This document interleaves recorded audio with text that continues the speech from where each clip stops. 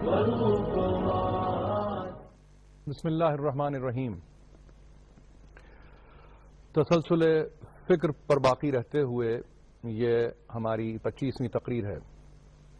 اب اس کے بعد 2 تقاریر کا سلسلہ اور رہ جاتا ہے اور ہم اپنے مقصد اور مطلب کی طرف بڑھتے ہوئے، اور یہ جو کچھ بھی ہماری کوشش ہے اس کا تعلق یقیناً قرآن مجید سے ہے. قرآن مجید کے بدون کوئی کوشش، کوئی سعی، کوئی کاوش کسی اہمیت کے لائق ہی نہیں ہوتی. کل کی تقریر میں نے سورہ نجم کی کچھ آیتوں کی طرف آپ کی توجہ مبذول کرائی تھی، اور میں خاص طور پر اپنے آپ کو قرآن کا ایسا طالب علم سمجھتا ہوں کہ جس کے نتیجے میں محسوس ایسا ہوتا ہے کہ قرآن ہم سے گفتگو کر رہا ہے، اور دور کوئی بھی ہو یہ قرآن ہمیشہ ہمیں گفتگو کرتا ہوا ہی محسوس ہوا. اس سلسلے میں ظاہر ہے کہ بڑے بڑے افراد کہ جن کی نگاہوں میں دنیا کے علوم تھے، انہوں نے آ کے اپنے نہ صرف یہ کہ گھٹنے ٹیک دیے بلکہ اپنے سروں کو بھی خم کیا اور یہ تسلیم کرنے لگے کہ قرآن سے بڑھ کر کوئی علم نہیں ہے. قرآن نے اسی سمت آپ کی توجہ دلائی اور یہ کہا کہ دیکھو، ایک بات کو یاد رکھو، جس کو یہ علم کہہ رہے ہیں وہ اصل میں علم نہیں ہے، نہ وہ نتیجہ علم ہے، بلکہ وہ علم کا گمان ہے. کبھی کبھی ایسا ہوتا ہے کہ پرچھائی پر بھی اصل کا گمان ہونے لگتا ہے، سائے پر بھی اصل کا گمان ہوتا ہے، لیکن حقیقت میں پھر پرچھائی یا سایہ کسی شے کی اصل نہیں ہوتی بلکہ وہ اس کی نقل ہی قرار پاتے ہیں. بالکل اسی طرح سے جسے انسان علم سمجھ رہا، یعنی فی زمانہ جن اہم ترین ڈسپلنز کو وہ علم سمجھ رہا ہے اور علم حتمی سمجھ رہا ہے اور ڈیفینیٹ نالج سمجھ رہا ہے، وہ حقیقت میں علم نہیں ہے بلکہ وہ ایک سفر علم ہے، اور اس سفر علم میں انتہا کی طرف انسان بڑھ رہا ہے. لیکن ایک طرف قرآن نے اپنے آپ کو رکھ کر یہ بتایا کہ یہ وہ علم حتمی ہے جس پر تمہیں ریفلیکٹ کرتے رہنا ہوگا، جس پر تمہیں اپنی توجہات کو پھیرتے رہنا ہوگا. اور اسی انداز سے جب تربیت کی قرآن مجید نے، تو قرآن نے کہا کہ دیکھو، اس بات کو یاد رکھو، یہ اتباع ظن ہے، اور اتباع ظن تم کو کسی صورت بھی حق سے بے پرواہ نہیں کر سکتی.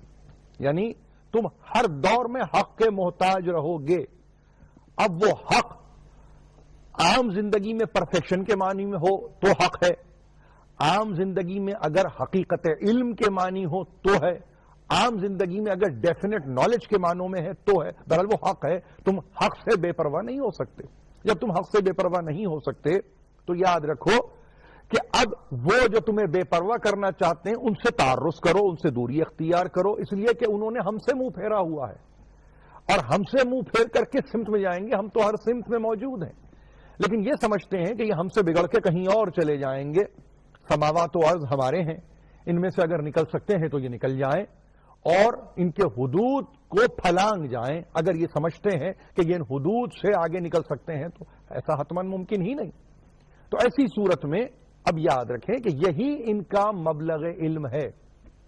اور قرآن نے اس کے بعد کہا ان ربک هو اعلم بمن ضل عن سبیلہ وهو اعلم بمن اهتدى. یہاں پر آ کے یہ نجم کی آیت ختم ہوئی.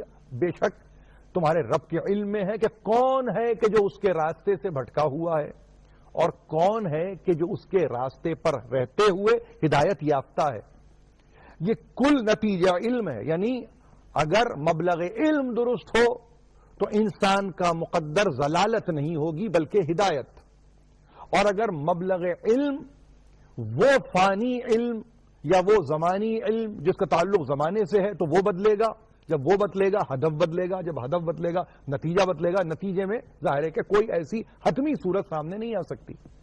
ایک بات کو یاد رکھیے، ہم چونکہ اپنے سلسلے کی انتہائی منزلوں پر ہے اور آخری 2 تقریریں بڑی اہم ہیں اور ظاہر ہے کہ اسی قرآن سے متعلق، تو اس میں ایک بات کو آج کم از کم یاد رکھیں ہم 25ویں تقریر میں، وہ یہ کہ دیکھیے انسان کے لیے یہ دنیا امتحان گاہ ہے. کہیں اس کو اقامت گاہ نہ سمجھ لیں، کہیں اس کو آرام گاہ نہ سمجھ لیں، بلکہ اس کو امتحان گاہ سمجھیں، یعنی ایک ایسی جگہ، ایک ایسا مقام کہ جس میں آپ کو مبتلا کیا گیا. عربی کا لفظ ہے ابتلا، یعنی آزمائش میں ڈالا گیا، آپ کو مبتلا کیا گیا. جب آپ کو مبتلا کیا گیا یا آزمائش میں ڈالا گیا، اس کا مطلب یہ کہ آزمائش گاہ ہے، امتحان گاہ ہے. عام زندگی میں جب آپ کسی ایگزامینیشن ہال میں جاتے ہیں تو معین وقت دیا جاتا ہے، اس معین وقت میں ایک عدد پرچہ آپ کے حوالے کر دیا جاتا ہے، اور آپ سے توقع اس بات کی جاتی ہے کہ معین وقت میں وہ پرچہ کہ جو ایک مقدار میں ہے آپ اس کو آسانی کے ساتھ حل کریں گے. کیوں؟ اس لیے کہ آپ نے اس کی ایک بھرپور تیاری کی ہے. یہ امتحان گاہ ظاہر ہے تو اس کا مطلب یہ ہوا کہ ایک معین وقت ہے. جیسے کہ آپ کے عمومی امتحان میں وقت کا تعین ہے، ویسے ہی اس خصوصی امتحان میں بھی وقت کا تعین ہے. وہاں 3 گھنٹے، یہاں کبھی 30 برس، کبھی 65 برس، کبھی 90 برس، اور حد اقل 125 برس، 150 برس. اس سے تجاوز کرنے کی ہم نے کوئی صورت نہیں دیکھی فی زمانہ. تو اب ایسی کیفیت میں کہ جہاں پر تعلق وقت کے ساتھ قائم ہو اور تعلق دورانیے کے ساتھ ہو تو پھر اہمیت وقت کی دونی ہو جاتی ہے. اگر وقت کی اہمیت دونی ہو جاتی ہے تو اس کا مطلب یہ کہ ہر ساعت، ہر دقیقہ، ہر ثانیہ، ہر لحظہ اہم ترین ہے. یعنی اس کو اس طرح سے سمجھ لیجئے کہ ایک ثانیے میں، جسے ایک سیکنڈ کہتے ہیں آپ، روشنی ایک رفتار کو طے کرتی ہے جس کو ہمارے سائنسدانوں نے جب آپ کو لا آف فزکس پڑھایا، اور خاص طور پر جب آپ کو اسپیڈ کے چیپٹر تک لے گئے، رفتار کے سبق تک لے گئے، تو انہوں نے کہا کہ یہ وہ ایک لمحہ ہے جس میں روشنی 1,86,000 میل کی مسافت کو طے کر لیتی ہے، یعنی مکمل کرتی ہے. تو اس کا مطلب یہ ہوا کہ ایک لمحے کی اپنی ایک حقیقت ہے. آپ یہ نہیں کہہ سکتے کہ لمحے کی حقیقت کیا؟ حقیقت تو ساعت کی ہوتی ہے، حقیقت تو دن کی ہوتی ہے، حقیقت تو اسبوع کی ہوتی ہے، حقیقت تو ماہ اور سال کی ہوتی ہے، قرن کی ہوتی ہے، صدی کی ہوتی ہے. نہیں، یہ طے شدہ امر ہے. پھر وہی علم جس کو آپ ڈیفینیٹ جانتے ہیں، اس نے کہا ایک سیکنڈ میں روشنی نے 1,86,000 میل کے سفر کو طے کیا. یعنی ایک مقام سے شروع کر کے ایک مقام تک پہنچایا. طے کرنا مکمل کرنے کے معنی میں ہے، مترادف ہے. طے کیا، مکمل کیا. سفر کو خوش اسلوبی طے کیا، بغیر کسی رکاوٹ کے طے کیا، تو کہلایا گیا کہ اس نے اتنے 1000 میل کا سفر طے کیا. ایک ثانیہ، جس کو آپ ایک لمحہ یا ایک سیکنڈ کہتے ہیں، اس کی اہمیت سائنس نے ثابت کر دی کہ روشنی سریو سیر ہو جاتی ہے. انسان اشرف المخلوقات ہے، یعنی اس کا مطلب یہ ہے کہ تمام مخلوقات میں، وہ جمادات ہوں، نباتات ہوں، حیوانات ہوں، مخلوقات کی کوئی بھی قسم ہو، اس میں انسان اشرف مخلوق ہے. اور اشرف مخلوق اور بھی اس طرح سے طے ہو گیا کہ وہ سخر لکم ما فی السماوات والارض، تمہارے ہی لیے تو ہم نے سماوات و ارض میں جو کچھ ہے مسخر کر دیا. اب سماوات اور ارض میں اگر روشنی ہے تو اس کو ہم نے تمہارے لیے مسخر کیا ہے. ظاہر ہے کہ تمہارے کام آتی ہے، تم اس سے کام لیتے ہو. تم اپنے دن کو جب گزارتے ہو تو اس سے کام لیتے ہو تو تمہارا دن گزرتا ہے. تو اس کا مطلب یہ ہے کہ تم مخلوقات میں اشرف ہو، افضل ہو، اولا ہو، برتر ہو، بہتر ہو. تو اب ایسی صورت میں ایک ثانیہ جب ایک پوری شے کو مکمل کر رہا ہے، یعنی روشنی کی ایک رفتار کو مکمل کر رہا ہے، تو انسان کے لیے اس ثانیے کی قدر کیا ہونی چاہیے، یہ اب آپ جانیں اور آپ کا کام. لیکن میں عرض یہ کروں آپ سے، اسی قرآن نے ہمیں تہذیب دی، اسی قرآن نے ہمیں تمدن دیا، جینے کا طریقہ اور رہنے کا سلیقہ دیا کہ دیکھو ہر ساعت قدر کی ساعت ہے، ہر ساعت قدر کا لمحہ ہے. ایسے نہیں ہے کہ یہ ساعتیں بس گزر رہی ہیں، نہیں، ایک ایک لمحہ قدر کا لمحہ ہے، ایک ایک ثانیہ قدر کا ثانیہ. اور جب یہ قدر کا ثانیہ ہے تو اس کی قیمت بھی سوا ہے، اس کی معمولی قیمت نہیں ہے۔ تو ایک ایک لمحے کو گزارتے ہوئے یہ تصور کیجئے کہ کہیں اس کا ضیاع تو نہیں ہو رہا ہے، کہیں یہ لمحہ ضائع تو نہیں ہو رہا ہے۔ لہذا ایسی منزل پر انسان کو کہا کہ دیکھو تمہارے لیے ہم نے سمتیں معین کر دی ہیں، اور سمتیں بھی ایسے جیسے 4 سمت ہوتے ہیں، مشرق، مغرب، شمال، جنوب۔ تمہارے لیے ہم نے سمت معین کی، کبھی ایمان کی سمت، کبھی اعمال صالحات کی سمت، کبھی حق کی سمت، کبھی صبر کی سمت، یعنی بدون سمت جیسے جہاں خالی نہیں ہے ویسے ہی فکر انسانی بدون سمت نہیں ہے، بغیر سمت کے نہیں ہے۔ وہ صحیح ہے، فَلِلَّهِ الْمَشْرِقُ وَالْمَغْرِبُ، اللہ ہی کے لیے مشرق و مغرب، مگر فَأَيْنَمَا تُوَلُّوا فَثَمَّ وَجْهُ اللَّهِ، جس طرف بھی اپنے رخ کو پھیر لو اللہ ہے کہ جو متوجہ ہے، تمہاری جانب توجہ کیے ہوئے ہے۔ سمتوں کا محتاج نہیں ہے، مگر مشرق کی سمت یا مغرب کی سمت اگر تذکرے میں کبھی آتی ہے یا قبلے کی سمت کا تعین کرتے ہوئے اگر ڈائریکشنز میں سے ایک ڈائریکشن کو پسند کیا جاتا ہے تو اس کا یہ مطلب نہیں کہ پروردگار محدود ہے، نہیں، بلکہ ایک ڈسپلن دیا جا رہا ہے، آپ کو ایک تہذیب آپ میں روا رکھی جا رہی ہے، اور آپ میں ایک ایسے تمدن کو کریٹ کیا جا رہا ہے کہ جس میں آپ زندہ رہنے کے اصولوں سے واقف ہو جائیں، اور زندگی اصول چاہتی ہے، اور جب زندگی اصول چاہتی ہے تو قبلے کا بھی تعین اگر ہو رہا ہے تو اس لیے نہیں ہو رہا ہے کہ وہ فقط وہی ہے، نہیں، بلکہ قبلے کا تعین کرتے ہوئے قرآن مجید نے صراحت کے ساتھ کہا کہ تم اس حکم کو پہنچاؤ تاکہ ہم دیکھیں الا لنعلم من یتبع الرسول، تاکہ ہم جان لیں کہ تمہاری اتباع کون کر رہا ہے، یعنی تمہارے حکم کی اطاعت کون کر رہا ہے۔ قبلہ یعنی ابتلا کی منزل ہے، انسان کے لیے آزمائش کی منزل ہے۔ اس کو کہیں دنیا یہ نہ سمجھ لے کہ بس اسی سمت میں خدا ہے، ذرا سی تبدیلی ہو جائے تو گویا خدا ہم سے، ہماری نگاہوں سے اوجھل ہو جائے گا، یا ہم خدا کی نگاہوں سے اوجھل ہو جائیں گے، نہیں، بلکہ قبلے کا تعین، قبلے کی سمت، قبلے کی درستگی دلیل اس بات پر بنی کہ ہم دیکھیں گے، یعنی اللہ یہ دیکھنا چاہتا ہے کہ رسول کے احکام کی اتباع کون کرتا ہے اور کون نہیں کرتا ہے۔ اب جو اتباع کرے، اطاعت کرے، تو ظاہر ہے کہ وہ ہمارا بندہ ہوا، اور جس نے اطاعت نہیں کی تو گویا اس نے معصیت کی، گناہ کیا، اور گناہ رسول کا بھی ہوا اور نتیجے میں ہمارا بھی ہوا۔ تو ایسا شخص اب وہ اطاعت گزار نہیں کہلائے گا بلکہ وہ معصیت کار جانا جائے گا۔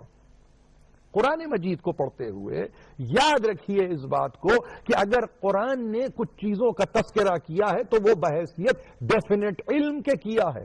ایمان کا تذکرہ اگر ہو رہا ہے اور اس کی سمت معین ہے، عمل صالح کا تذکرہ اگر ہو رہا ہے اور اس کی سمت معین ہے، حق اور صبر کے تعلق سے سمتوں کو اگر معین کیا گیا ہے تو ظاہر ہے کہ آپ کو ویکیوم سے باہر نکالا ہے، خلا سے باہر نکالا ہے۔ وگرنہ اگر انسان کو یہ سمتیں نہیں دی جاتی، جیسے 4 سمتیں ہیں ویسے یہ 4 اعمال ہیں انسان کی زندگی میں، اگر یہ سمتیں نہ دی جائیں تو زندگی بے مقصد ہے۔ تو اب ایمان کے ساتھ وہ، اور ایمان بھی کون سا ایمان؟ انما المؤمنون الذین اذا ذکر اللہ وجلت قلوبہم واذا تلیت علیہم آیاتہ زادتہم ایمانا۔ مومن کون ہے؟ مومنین کون ہے؟ کہ جب ان کے سامنے اللہ کا ذکر کیا جاتا ہے تو ان کے قلب منقلب ہو جاتے ہیں، ان کے قلب خوف خشیے کے عالم میں ایسی کیفیت میں آ جاتے ہیں جس کے متعلق قرآن مجید وجلت قلوبہم کہ بے اختیار دھڑکتے ہیں اس کے تذکرے سے۔ وَإِذَا تُلِيَتْ عَلَيْهِمْ آيَاتُهُ زَادَتْهُمْ ایمانا۔ مومن وہ کہ جب اس پر اللہ کی نشانیاں پیش کی جائیں، اللہ کی آیات پیش کی جائیں تو پھر اس کا ایمان بڑھ جاتا ہے، اس کے ایمان میں اضافہ ہو جاتا ہے۔ یہ مومن کی پہچان ہے۔ اسی طرح اگر عمل صالح کبھی آپ کو اختیار کرنے کے لیے کہا تو اس عمل صالح کا کسی خاص جینڈر سے کوئی تعلق نہیں تھا. من عمل صالحا من ذکر او انثی فلنحیینہ حیاۃ طیبۃ. جو بھی عمل صالح اختیار کرے گا، جو بھی عمل صالح بجا لائے گا، خواہ وہ ذکر ہو یا انثی ہو، خواہ وہ مرد ہو یا عورت ہو، یعنی اس کا مطلب یہ تذکیر و تانیث کے پہلو اپنے مقام پر، ان کا مفاد اپنے مقام پر، ان کا اختلاف اپنے مقام پر، ان کا تضاد اپنے مقام پر، مگر اس کے ساتھ ساتھ جس چیز کی بڑی اہمیت ہے وہ یہ کہ عمل کی منزل پر جب آئے گا کوئی، تو اب ہم تخصیص کرنے والے نہیں ہیں، ہم یہ دیکھنے والے نہیں ہیں یہ عورت ہے یا یہ مرد ہے، یہ بزرگ ہے یا یہ جوان ہے، یا یہ بچہ ہے کہ یہ بوڑھا ہے. نہیں، عمل کی منزل پر تو اعمال ہوں گے کہ جو مقبول ہوں گے. عمل کی منزل پر عمر کے نتیجے میں عمل مقبول ہونے والا نہیں ہے، بلکہ اثر کے نتیجے میں عمل مقبول ہوگا. اور ایسی صورت میں کہا اب جو بھی عمل کرے، یہ اس دنیا کو پیغام ہے کہ جو اسلام کے تعلق سے گفتگو کرتے ہوئے جینڈر بیسڈ گفتگو کرتی ہے. یہ بہت اہم جملہ آپ کی خدمت میں پیش کر رہا ہوں. اٹھا کر دیکھیے آپ، آج اسلام کی تواضع جس طرح سے کی جاتی ہے خاص طور پر مغرب میں، وہ اس انداز سے کہ جینڈر بیسڈ ہے، بہت فرق کرتا ہے. اس اسلام کو کیوں نہیں سمجھایا جاتا، اس اسلام کو کیوں نہیں بتلایا جاتا کہ من عمل صالحا من ذکر او انثی فہو مومن بشرطے کہ وہ صاحب ایمان ہو. یہ نہیں ہوگا کہ وہ عورت ہو مگر وہ مومن نہ ہو، مگر ہم اس کے ایمان اور عمل صالح کو وہی کہیں گے. نہیں نہیں، اس کے لیے شرط ایمان ہے، فہو مومن، لیکن عمل کوئی بھی کرے، شرط ایمان ہے. اب وہ ذکر ہو کہ انثی ہو. تو جینڈر بیسڈ قرآن حتمن نہیں ہے، بلکہ جینڈر سے بلند کر دیتا ہے. ہاں، شرائط کے ساتھ ضرور گفتگو کرتا ہے. تو ایسا کون سا قانون ہے کہ جس میں شرائط نہ ہوں؟ شرائط کے ساتھ ہی قوانین کو وضع کیا جاتا ہے، شرائط کے ساتھ ہی قوانین کو نافذ کیا جاتا ہے. غیر مشروط انداز سے قانون نافذ نہیں ہوتا، اور اگر غیر مشروط طرح سے قانون نافذ ہو جائے تو پھر نہ عدل ہے نہ عدلیہ ہے، نہ عدالت کا تصور باقی رہتا ہے. لہذا دوسری اہم بات یہ کہ دیکھو، یاد رکھو، ذکر ہو کہ انثی، مگر شرط یہ کہ مومن ہو، یعنی صاحب ایمان. اور صاحب ایمان ہونے کی علامت اصل اصول دین کو پوری طرح سے جانتا ہو، دل میں جگہ دیتا ہو. تو ایسی صورت میں ہم اس کو یعنی ضمانت دیتے ہیں حیات طیبہ کی، اور یہ قرآن ہی ہے جس نے حیات طیبہ کی ضمانت کا اعلان کیا. یعنی پاک و پاکیزہ حیات ہم دیں گے. اب اس دنیا میں جیو تو پاکیزہ حیات ہم دیں گے، اس دنیا میں آ جاؤ تو بھی ہم پاکیزہ حیات دینے والے ہیں، بشرطے کے صاحب ایمان ہو، بشرطے کے صاحب ایقان ہو، بشرطے کے مومن ہو. جینڈر لیس بات کی ہے، یعنی تذکرہ کیا جینڈر کا مگر اس سے بلند کر دیا، ہم دیں گے حیات طیبہ. اور جب یہ دو سمتوں کو کور کیا تو اس کے بعد تیسری اور چوتھی دو سمتیں رہ جاتی ہیں کہ ظاہر ہے کہ تمہیں حق ہی پر رہ کر گفتگو کرنی ہے. اعلائے کلمہ حق تمہارا کام ہے، انشاء کلمہ حق تمہارا کام ہے، اجرائے کلمہ حق تمہارا کام ہے. تم حق کے تعلق سے ساکت و صامت نہیں ہو سکتے، بلکہ تمہیں حق کا اعلان کرنا ہے. اپنے آپ کو تم بچا نہیں سکتے، یعنی باطل کو دیکھ کر اور کمپرومائز کر کے جی نہیں سکتے، بلکہ حق کی نشر و اشاعت تمہارا لازمی فرض ہے. فرد کا فرض، اور یہ فرد کا فرض بڑھتے بڑھتے اجتماع کا فرض بن جاتا ہے. اور جب اجتماع کا فرض بن جاتا ہے تو پھر ایک ایسی کیفیت ہے کہ جس میں انسان اپنے آپ کو ہر صورت میں ایک معاشرے کا حصہ سمجھتا ہے. اور اس کی انتہا، جیسے کہ میں نے کبھی عرض کیا تھا کہ اب اعلائے انشائے اجرائے کلمہ حق کے بعد اگر سختی ہے، مشکل ہے، مصیبت ہے تو اس پر صبر ہے. اب صبر علی مصائب ہے، صبر علی اطاعت ہے. دونوں صورتوں میں صبر ہے، مصیبت پر بھی صبر ہے، اطاعت پر بھی صبر ہے. اور ایسی صورت میں قرآن مجید نے ہماری انتہائی رہنمائی کی ہے.